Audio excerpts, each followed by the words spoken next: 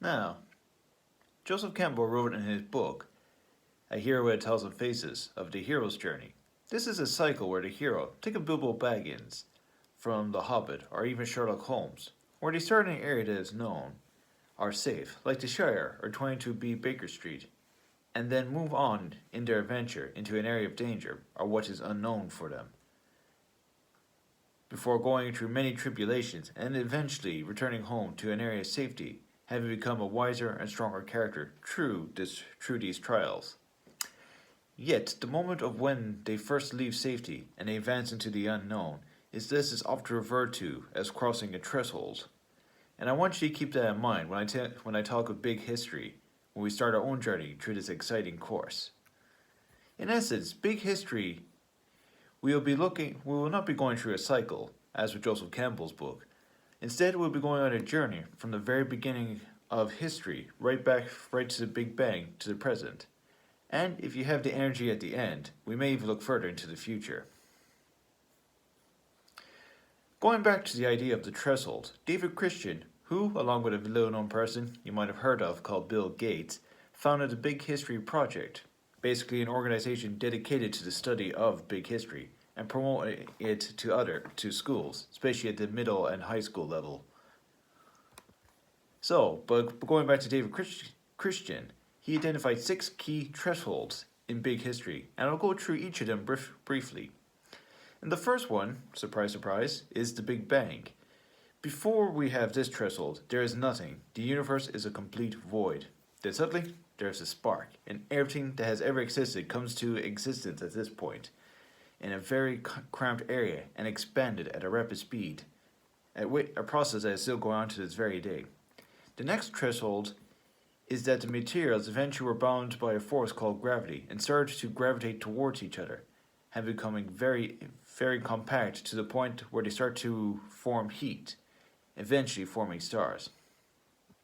The next threshold after this is where, as a result of the heat that is produced by these stars, atoms and molecules start to react to each other differently, and eventually were able to form to make unique combinations, resulting in all the chemicals and elements of the periodic table that we see today. So we're at the third threshold. The universe is quite different from what it was at first. From where at the Big Bang, where there was nothing before that, to now where you have stars, chemicals, and all the basic building blocks for life. Quite different, as you notice. And what I need you to know or keep in mind that at each of these is to think of how thresholds are identified. And that is where we see at the first threshold, the universe has become much more complex at each threshold. Additionally, at each new level of complexity, there is a new level of delicacy. That is, the elements or information that is in the later threshold are easier to damage or stall or revert the progress that have been made thus far. And I want you to keep that in mind as we go along. Moving back to our discussions of David Christian's thresholds,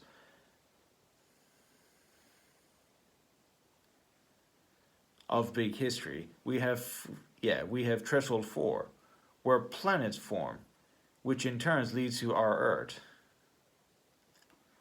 and the solar system forming, which, using the vast array of chemicals that were produced in the previous threshold, unique habitats start to form on each planet. Naturally, you can guess that the next threshold that we're going to discuss is the formation of life on Earth. However, it is not an automatic step, as there needs to be certain Goldilocks conditions for this threshold to be crossed. The Earth needs to be at just the right vicinity to the Sun. Too far away, then the chemicals or liquids will freeze and will be immobile, preventing the development of oceans, which will be needed for the development of life. If it is too close to the Sun, however, then the oceans will simply sizzle out of existence. It can be argued that even earlier thresholds have specific Goldilocks conditions, such as the existence of the Higgs boson particles being necessary for the formation of all the planets and stars, so that all these particles are flying at vast speed, at incredible speeds, will be slowed down by the Higgs boson, allowing them to gravitate towards each other and eventually lead to our own universe. But moving back, we're at the fifth threshold, which is development of life on Earth, and through the system of natural selection, we have the rise of Homo sapiens, which is threshold number 6. And why humanity get their own thresholds may be obvious to some, but let's look at it in more detail. Yuval Noah Harari described in his book on the history of Homo sapiens that this was an exceptional species and they had the ability for collective learning. Whereas before, animals will learn something in their unique individual lives, such as where the best hunting grounds were, or which areas of the river one will want to avoid if they wish to avoid crocodiles. However, they had no way to communicate these ideas to other members of their species, and thus this information died with them. But with humans, they developed languages so what they learned could be passed on to the next generation, who, having not made the same mistakes as their predecessors, thus learned new areas and expand the collective understanding of their tribe and community. Language also gave humanity the ability to make more abstract concepts, such as a nation or an country. Two humans in a war will not fight each other if they agree to the fantasy that they are both part of an abstract idea that the land that they are born on gives them a certain identity that others who are not born in this land do not share with them. Professor Craig Benjamin of Grand State University explores these ideas in more details as he looks at the big history of civilization. As a side note, Craig Benjamin was also a founding member of the Big History Project. Here, he has studied all these different cultures throughout the world and explores that had the most impact on either the present, our present, or in their age, such as the Greeks in the ancient world. He also identifies further thresholds within the history of further thresholds, more than one, in the history of civilization, such as the development of hunter-gatherer tribes, or the development of families, our small communities, leading to agriculture, which allowed humans to remain set in one location rather than living nomadically. Eventually, these farmers formed societies with a king or oligarchy, which offered them protection in exchange for their excess produce, essentially their food, or in other terms, taxes. This in turn led to the next threshold where cities developed, as the excess produce gathered allowed for some professions to exist. Professions that needed people to work at them constantly rather than have to spend some time out in the fields working, such as civil servants or priests, notably for religions. However, the world was still rather isolated at this threshold.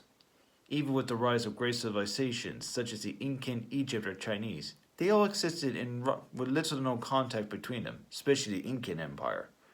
As technology progressed, it became easier to cross wide oceans, and in the 15th century, we start to see the rise of international trade routes, which allowed for the dominance of Europe, and eventually, as we know, which eventually later is the West, and its dominance over the rest of the world.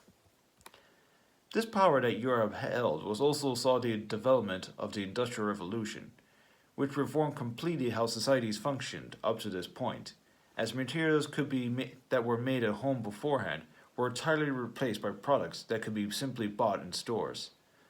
Along with industrializations, we see the true rise of the city, as more and more people moved into them, whereas before, the majority of people lived in the countryside. We may be seeing a whole new threshold develop before our eyes today, as we see the information revolution. Increasingly throughout history, we have seen information shared with people who live further and further away from each other, but are able to process information at quicker speeds, making distances increasingly irrelevant. Yet, one must not assume that we should see big history as only a subject of progress, as there is a chance for regression, as we can see with the dinosaurs. This was a regression when we look at the development of life at that threshold. As before, there was simply this saw a great reduction in the population of life on Earth at that point, and how it was nearly wiped out.